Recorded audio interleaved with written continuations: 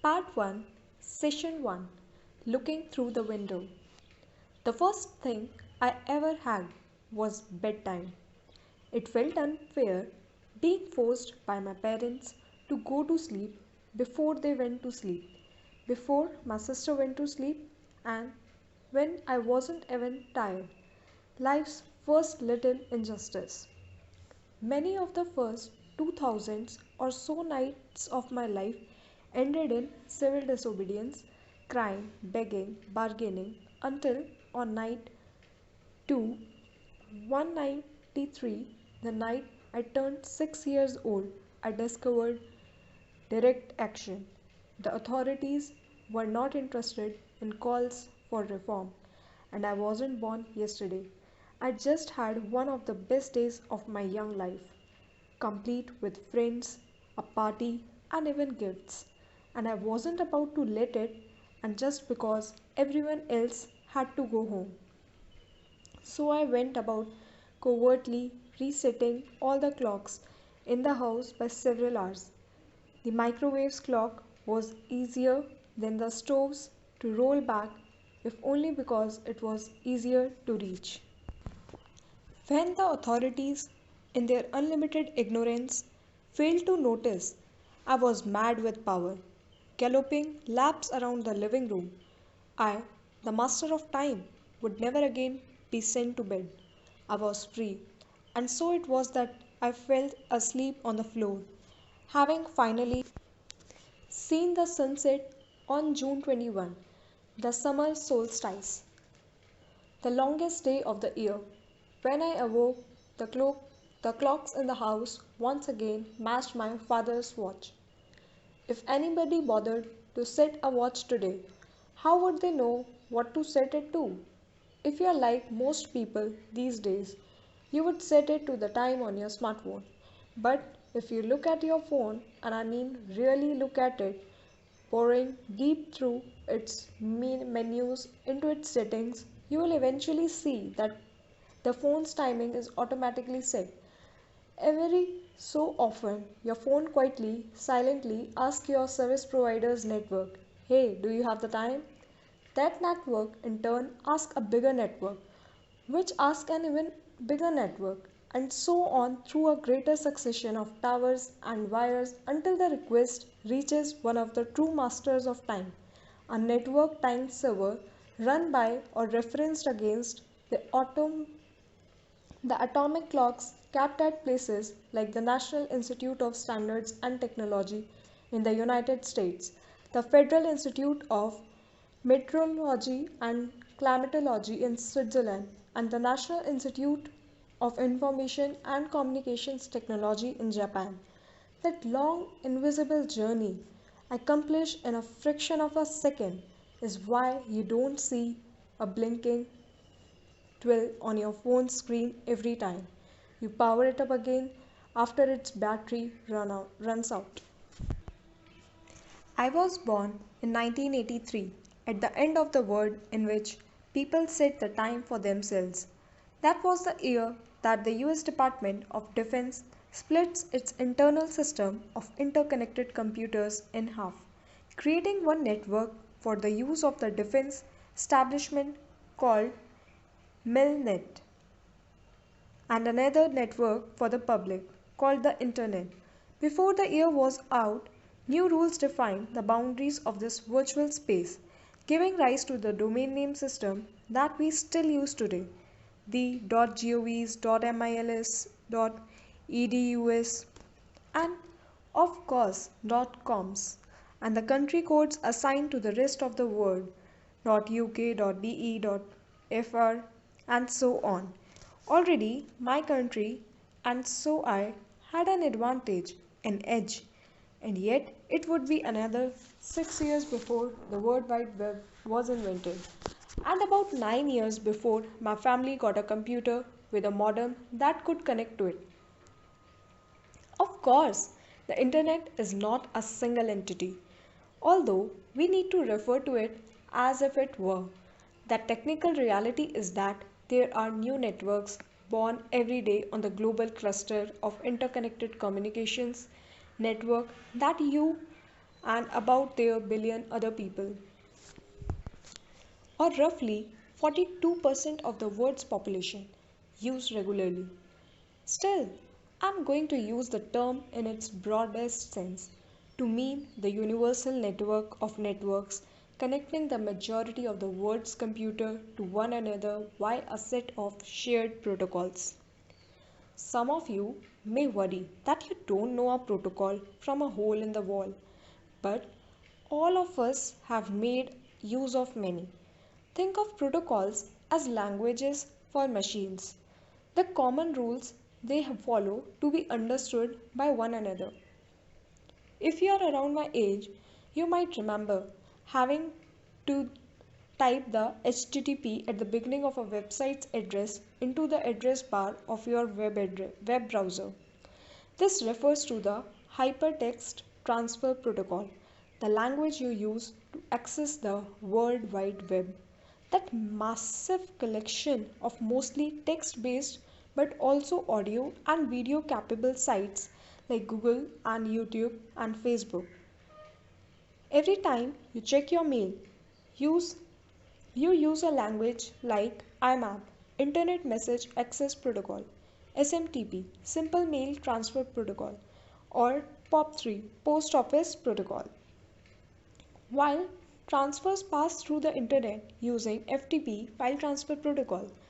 And as for the time setting processors on your phone that I mentioned, those updates get flashed through NTP, Network Time Protocol.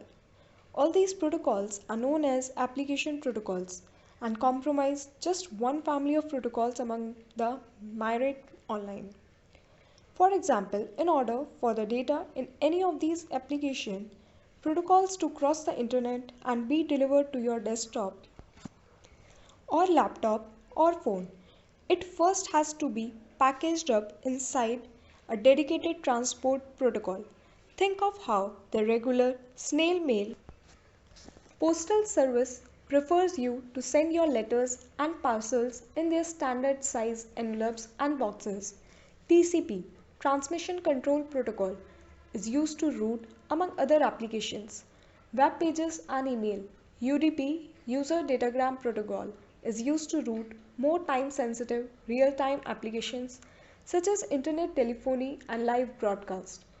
Any recounting of the multi-layered working of what in my childhood was called cyberspace, the net, the info ban, and the information superhighway is bound to be incomplete. But the takeaway is this: these protocols have given us the means to digitalize and put online damn near everything in the world that we don't eat, drink, wear, or dwell in. The internet has become almost as integral to our lives as the air through which so many of its communications travel. And as we have all been reminded every time our social media feeds alert us to a post that tags us in a compromising light, to digitalize something is to record it in a format that will last forever. Here's what strikes me when I think back to my childhood, particularly those first 9 internet-less years. I can't account for everything that happened back then because I have only my memory to rely on. The data just don't does the data just doesn't exist. When I was a child, the unforgettable experience was not yet a threateningly literal technology description, but a passionate metaphorical prescription of significance. My first words, my first steps, my first lost route, my first time riding a bicycle. My generation was the last in American and perhaps even in world history for which this is true, the last undigitalized generation, whose childhoods are not up on the cloud but are mostly trapped in analog formats like handwritten diaries and Polaroids and VHS cassettes, tangible and imperfect artifacts that degrade with age and can be lost irretrievably. My schoolwork was done on paper with pencils and erasers. not on network tablets that logged my keystrokes. My growth spurts were not tracked by smart home technologies, but notched with a knife into the wood of the doorframe of the house in which I grew up. We lived in a grand old red brick house on a little patch of lawn shaded by our dogwood trees and strewn in summer with white magnolia flowers that served as cover for the plastic army men I used to crawl around with. The house had an atypical layout. Its main entrance was on the second floor, accessed by a massive brick staircase. This floor was the primary living space, with kitchen, dining room, and bedrooms. Above this main floor was a dusty, cobwebbed, and forbidden attic given over to storage, haunted by what my mother promised me were squirrels, but what my father insisted were vampire werewolves that would devour any child foolish even to venture up there. Below the main floor was a more or less finished basement, a rarity in North California. Especially so close to the coast, basements tend to flood, and ours certainly was perennially damp, despite the constant workings of the dehumidifier and sump pump. At the time my family moved in, the back of the main floor was extended and divided up into a laundry room, a bathroom, my bedroom, and a den outfitted with a TV and a couch. From my bedroom, I had a view of the den through the windows set into what had originally been the exterior walls of the house. This window, which once looked outside, now looked inside. For nearly all the years that my family spent in that house in Elizabeth City, this bedroom was mine, and its window was too. Though the window had a curtain, it didn't provide much, if any, privacy. From as far back as I can remember, my favorite activity was to tuck the curtain aside and peek through the window into the den. Which is to say, from as far back as I can remember, my favorite activity was spying.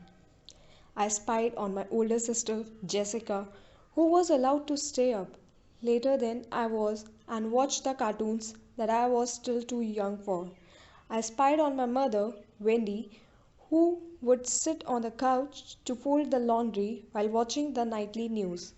But the person I spied on the most was my father, Lon, or as he was called in the southern style, Lonnie, who would command the den into the wee hours. My father was in the Coast Guard, though at the time I didn't have the slightest clue what that meant. I knew that sometimes he wore a uniform and sometimes he didn't.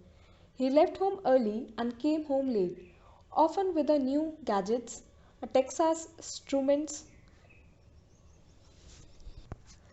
30 scientific calculator, a Casio stopwatch, on a lanyard, a single speaker for a home stereo system, some of which he would show me and some of which he would hide.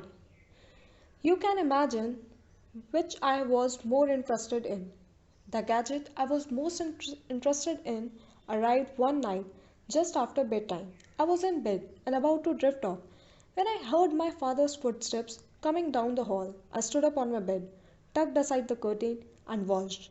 He was holding a mysterious box, close in size to a shoebox, and he removed from it a beige object that looked like a cinder block, from which long black cables snaked like the tentacles of some deep sea monster out of one of my nightmares, working slowly and methodically, which was partially his disciplined, ingenious way of doing everything, and partially an attempt to stay quiet. My father untangled the cables and stretched one across the shag carpet from the back of the box to the back of the TV. Then he plugged the other cable into a wall outlet behind the couch. Suddenly, the TV lit up, and with it, my father's face lit up too.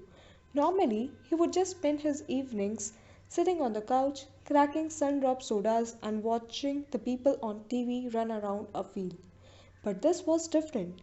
It took me only a moment to come to the most amazing realization of my whole entire, though admittedly short, life. My father was controlling what was happening on TV. I had come face to face with a Commodore 64, one of the first home computer systems on the market. I had no idea what a computer was, of course, let alone whether what my father was doing on it was playing a game or working. Although he was smiling and seemed to be having fun, he was also applying himself to what was happening on screen with the same intensity with which he applied himself to every mechanical task around the house. I knew only one thing: whatever he was doing, I wanted to do it too. After that, whenever my father came into the den to break out the beach brick, I would stand up on my bed, tug away the curtain, and spy on his adventures. One night, the screen showed a falling ball and a bar at the bottom. My father had to move the bar horizontally to hit the ball, bounce it up, and knock down a wall of multicolored bricks. Arcanoid. One another night, he sat before a screen of multicolored bricks in different shapes. They were always falling, and as they fall, he moved and rotated them to assemble them into perfect rows, which immediately vanished. Tetris. I was truly confused, however, about what my father was doing, recreation or part of his job, when I peeked through the window one night and saw him flying. My father, who had always delighted me by pointing out the real helicopters from the Coast Guard Air Base when they flew by the house, was piloting his own helicopter right here, right in front of me in our den. He took off from a little base, complete with a teeny waving American flag, into a black night sky full of twinkling stars, and then immediately crashed to the ground. He gave a little cry that masked my own, but just when I thought the fun was over, he was right back at the little base again with a tiny flag, taking off one more time. The game was called Choplifter, and that exclamation point wasn't just part of its name, it was also part of the experience of playing it. Choplifter was thrilling. Again and again, I watched these sorties fly out of our den and over a flat desert moon, shooting at and being shot at by enemy jets and enemy tanks.